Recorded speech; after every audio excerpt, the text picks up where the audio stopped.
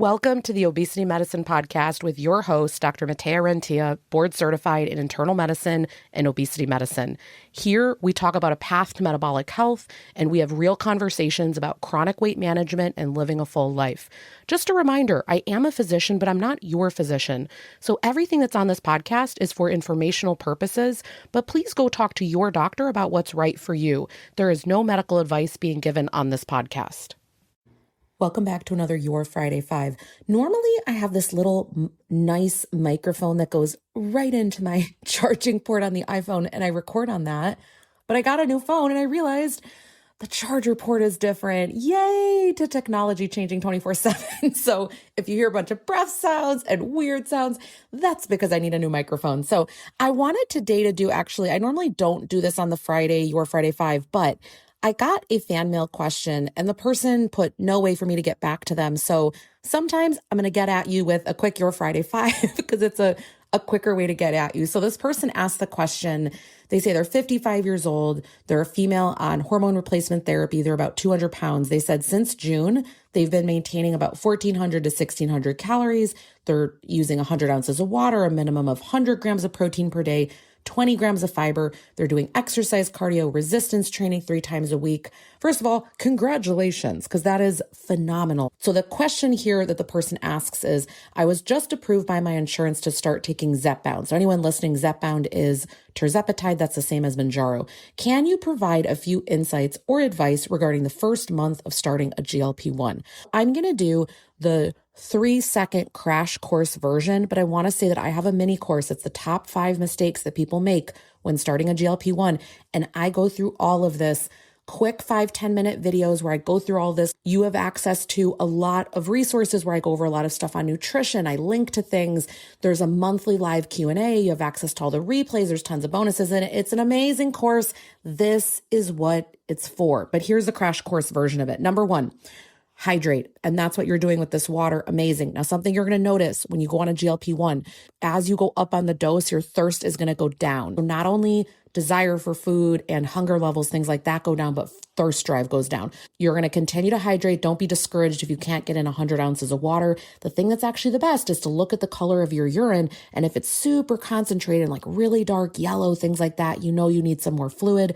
Most people on average need at least 64 ounces or more per day. Usually people feel better the more they hydrate. Again, not taking it to crazy land, but if you could keep up with 100 ounces, amazing, but don't be discouraged if you're at 80 or 70 or even 64, you're still doing amazing. Okay, that's number 1, hydration. Why does hydration matter? Because your nausea is going to be down when you do that. Also, we want to prevent kidney injury because a lot of the time when you're getting less fluids in, sometimes some of you have progression of kidney disease anyway with getting older. And so that can cause an effect. And if you have any amount of nausea or vomiting or other things happening, it can just escalate really quickly. Hydration is number 1. I also just see people lose more fat on the medication when they're properly hydrated. Your hunger signals work correctly. Number 2 is the protein. You're doing phenomenal if you're getting 100 grams. Again, you might notice with protein and fiber that it becomes increasingly hard to get these numbers.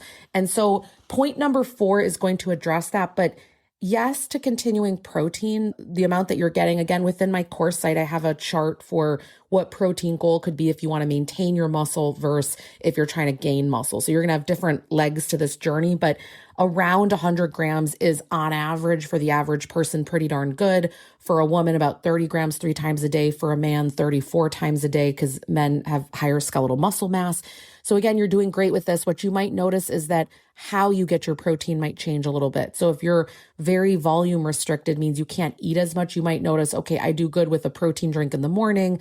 And then you find ways to get more protein in a smaller amount. I'll give you an example. For lunch right now, I had Greek yogurt. I put a scoop of the Devotion protein powder. I did wild blueberry, mixed that up. The Greek yogurt has a lot of protein in it. Devotion is 20 grams extra of it. So there's about 37 grams of protein in there.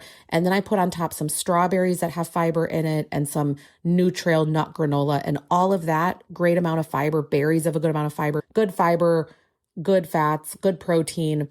That gets me my protein, but the volume's not very high. Step 3, you're going to make sure you're getting the fiber. Again, you're doing a great job with 20 grams on average. The goal for a woman is going to be 25 grams or more per day. For a man, it's going to be 38 grams or more. Again, fiber is going to be really hard to get in right when you start if you are very restricted on it. So you just have to see how you're going to feel on it.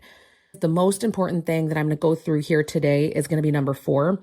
You have to experiment the first few months on what foods and what combinations and what fibers and proteins feel good now that you're on the medication. So your eating will change. Most people are not eating in the same way when they get on the medications versus before. And I know some of you are like, oh, that's Captain Obvious. No, what I mean is your taste preferences might change. How full you are changes. There's so much that changes.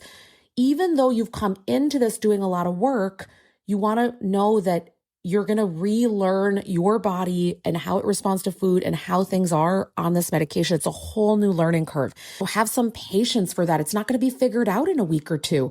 I usually see people about 2, 3, 4 months before they really have their nutrition locked away. Stay patient with it. All right, the last thing I want to come back to, just from a protein, fiber, from a nutrition standpoint, I want you to keep in mind with food, to prevent nausea or diarrhea, number 1, we're going to not want to have too many greasy foods. It's not that you can't eat fast food or pizza or burgers, things like that.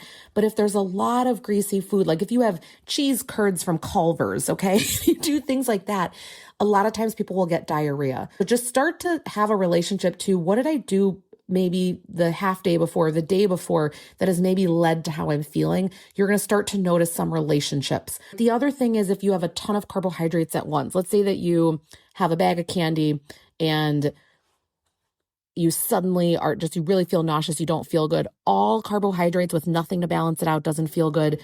Tons of fat in the diet does not feel good. Again, what I say is it's a lot of forced learning really quickly. So it's not fun, but this is what I see as a crash course. So this is literally just the 2-second version, but I dive deep on all these things. If you can get it right in the first few months of being on a medication, you will have much better results long term. Just trust me when I say that. So I really think that this is phenomenal that you found this podcast, that you're listening to this, that you're investigating this. This is going to help you so much. So I'll make sure that we have down right underneath where you're listening here, the link to that mini course if you ever want to check that out. And that's something where for 6 months you have access to that program. You can ask those questions monthly. You can watch the replays. And then a lot of people will actually at the 6-month mark, they'll join for another year just to be able to stay in the community, stay motivated to continue to have access to a really supportive community. So that's just something to think about. All right, so I'm going to leave it here today. I know this is different, but reminder, if you are going to submit a fan mail question, give me an email so that I can get back to you. Otherwise, my team, if we had just gotten this and we'd had an email to get back to, we would have been able to say, hey, these episodes would be really helpful for you, but that was hard to do because we have no way to contact this person because otherwise it comes in anonymously. All right, I hope that you guys are having a great rest of the day. Reminder, if you're wanting to do 30-30, we literally have a few spots left for the January round. So if you're wanting to do that, get in there sooner than later. I am not making this a big group. We really just can't exceed a certain size. Otherwise, it's not small group anymore. If you're wanting to do that, I'm going to 100% guarantee you we will not be enrolling right at the end of December leading into it. And we also need time to be able to ship you the workbook, the planner reference, all that. And just, I can't remember if I've announced this yet or not. In the January round, we're going to lean a little bit more into genetics and how that influences what could be better or not for us. So this is something if you wanted to do a Genome mental health map, again, I'll give you guys the link to that. I'm actually going to send this out to the January group probably in October, November, because if you want to get it done, I want you to have your results well ahead of time because we'll go over how you could interpret some of that. And so some of you might really be into that. And then remember, we're not doing another April round. So it's going to be a January start for 30-30 this next year, as well as in September. All right. I hope you have a great rest of the day and we'll talk soon. That marks the end of today's episode. But if you're newer to the podcast, I want to tell you about something that we have, and it's a free podcast roadmap. So this is perfect for any of you that are listening where you want to be directed to very specific episodes. So let's say that you are just starting out and you want to know, what should I do right when I start on the medications? Or you're experiencing certain side effects on the GLP-1s, or you want to know what to do if you're in a plateau, or if emotional eating is taking over, or if hunger levels are high. So we have many different categories of episodes that we've talked about because there's a lot at this point. So if you want to be able to navigate that very easily, we have it broken down by category and also the episodes that are there, and we hyperlink to everything. So you can just click on it and find the episode. Easy peasy. If you want that, you can go to rentiaclinic.com/podcast roadmap. We'll have it linked right here underneath the show notes where you're listening. And you can go ahead and get that free resource so that it makes it easy for you to navigate, because I know that it's really hard when someone has an established podcast. I am such a podcast fiend. I'm listening to podcasts all day long. And when I find one that I love, but there's a lot that are out there, I am so lost. So I hope that you enjoy this free podcast roadmap. Again, the link to get to that is going to be rentiaclinic.com/podcast roadmap. I hope this is helpful, and let me know if you have any questions.